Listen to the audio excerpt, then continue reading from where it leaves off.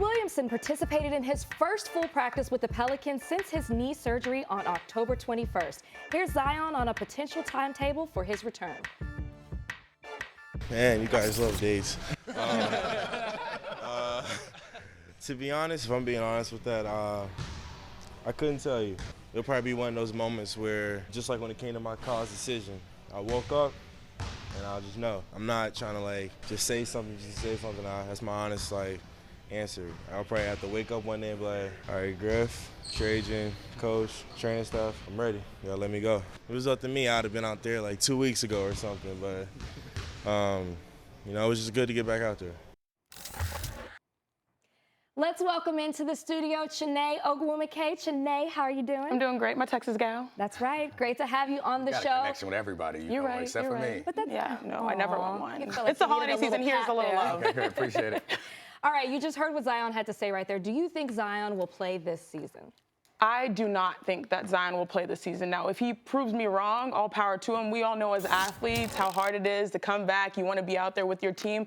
And why not right now? The Pelicans are on a 4-game winning streak, right? I understand why he wants to be out there. His teammates are stepping up. Brandon Ingram, he's looking like a true most improved candidate.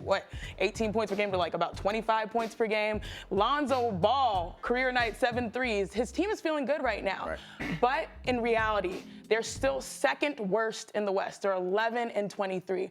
And Zion is so unique of a talent that we all have made this whole conversation about how mindful he needs to be of his physique. He's the third heaviest guy in the NBA, but he still has tremendous gifts. His athleticism, the way he's explosive, you have to protect that at all costs. Now, the question you need to ask is this for the fans or is it for the franchise's future? And I think, and I was thinking about the Warriors when I was reflecting on this situation, because after Kevin Durant's situation in the finals, and he came afterward and spoke about his Achilles injury and how sometimes athletes need to be protected from themselves. Right. In this instance, I feel like the franchise needs to protect Zion. He's a young guy. He always does what he thinks is going to put his team in the best situation. He did it at Duke, but the stakes are so much higher in the NBA. So even though he wants to, I don't think he should. I can't disagree with anything you said, excuse me, but the conclusion you came to.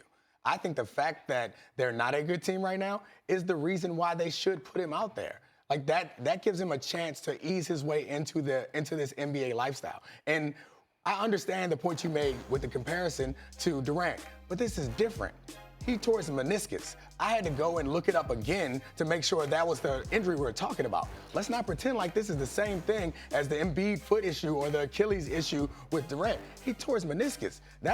The report said that was 6 to 8 weeks. In the NFL, that's 3 weeks. But it doesn't matter. I understand the basketball, you treat them differently, but it was a meniscus tear. And so I think that if it were a bigger thing, if we were concerned about everything else that it was going to lead to, that's one thing. Meniscus is not going to lead to some greater issue. You don't need 3-4 months to repair a meniscus. He is healthy and ready to go.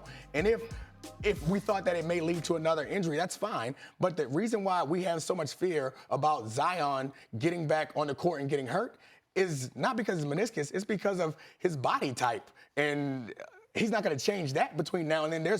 In my mind, there's no higher injury risk for Zion this year than it would be when they bring him back next year. You might argue it's higher next year because they're going to try to be competitive, whereas now they're out of the playoff hunt, so maybe they can control his minutes and be more careful with him out there. And he'll be active, which means that maybe if you think that him being too heavy is a concern, maybe he could burn some of that off. That's what I'm saying. Sometimes my coach in college used to say a repetition of mistakes is a lack of intelligence sometimes. And when you have a repetition of injuries, some things that can be harmful for your career. We saw it at Duke. He came back, which was fine. But if he didn't come back at Duke, would he be having the same situation he's in now? Or would they have fully committed to remolding his body so that he can play currently?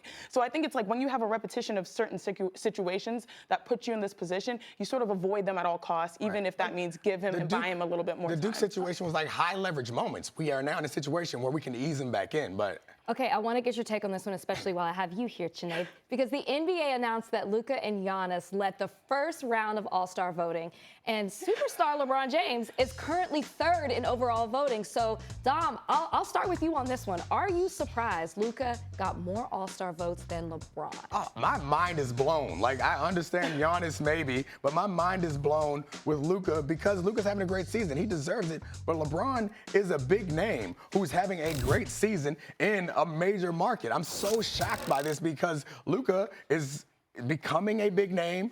I think back to like when Yao was the leading vote getter. I mean, China has more than 1 billion people, so like I understand why that happens. Slovenia has about 2 million. So like I am so shocked that somehow Luka's in Dallas. It's not like that's an LA style market. We all know LeBron. Like I'm struggling. The reason why I'm surprised is I'm struggling to explain it. Like Giannis, I can make sense of it. He was the MVP last year, and he's having an MVP caliber season. Like, please, explain it to me. Why should I not be shocked by I think you should not be surprised, because if you really follow each and every day so far of the NBA season, the story of the season has been Luka, and that his game is no longer a surprise. Like we talk about LeBron, his game has been normalized. Like since 2005, he's been an MVP candidate, you know, in the top 5 right there. Giannis, he's a reigning MVP, you alluded to it. Yeah, we all expect this, and I know we did not necessarily expect this considering we have this notion of sophomore slumps, but the more you watch Luka, the more you realize this is who he is. From the beginning of the season, who have we talked about the most? So, LeBron and Luka Doncic. Wait, let me get my words out. LeBron and Luka Doncic, it's been the triple-double watch. When they faced off, they had that amazing game that went into OT. Both of them were the first guys with 15 assists, triple-double.